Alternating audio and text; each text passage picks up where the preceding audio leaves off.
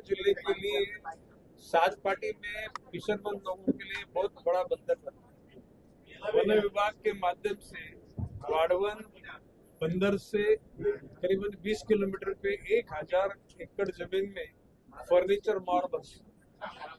अभी जो सागरी नागरी और डोंगरी विभाग है, वो विभाग में पूरी यंत्रणा पानी पुरवठा जल जीवन मिशन पूरा करने के लिए हम लोगों ने ठान लिया है, और जहाँ कमियां है वो कमियां पूरी की जाएगी। और अभी जो मार्च अप्रैल मई में जो पानी की कठिन परिस्थिति होती है, सावरा जी को और हमारे वाके बोए है, यहाँ पे अभी हमारे बिलास्तरे है, उसके बाद में राजेंद्र गावित है, वहाँ पे तलासरी में भले वो पार्टी अलग है लेकिन वो जनता तो हमारी है, तो उनके लिए पानी का बंदोबस्त करने के लिए सूचित किया गया और पानी मिले।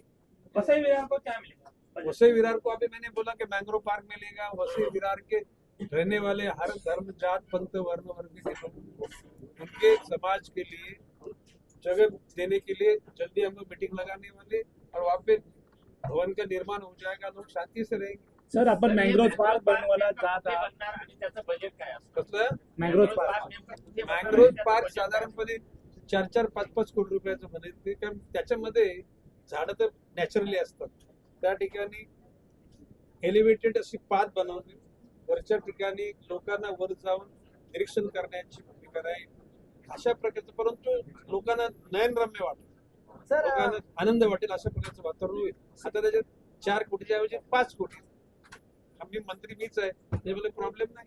सर, एकीकडे तुम्ही मँग्रोव्ह पार्क बनवायला जातात, मात्र जे नैसर्गिक मँग्रोव्ह उभे होते तेच कुठेतरी भूमाफियांनी जमीनदोस्त केलेले आहेत. मी मगाशी मोठ्या आपल्याला प्रमाणात माझ्या माती दोन्ही बनवतात. PA लोकांचा नंबर दिलेला आहे. ज्या ठिकाणी मँग्रोव्हचा नाश होतोय त्या ठिकाणी फोटोज आहेत, तुम्ही मला पाठवा.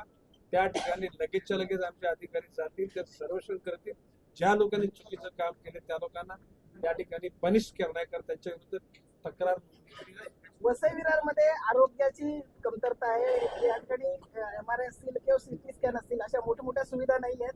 त्यासाठी आपण काय करणार आहे? हे बघा, आता राजन नाईक, स्नेहा दुबे हे 1.5 वर्ष झाले आमदार झाले. इतक्या वर्षामध्ये या लोकांचं तसं कधी तर चाललंच नाही.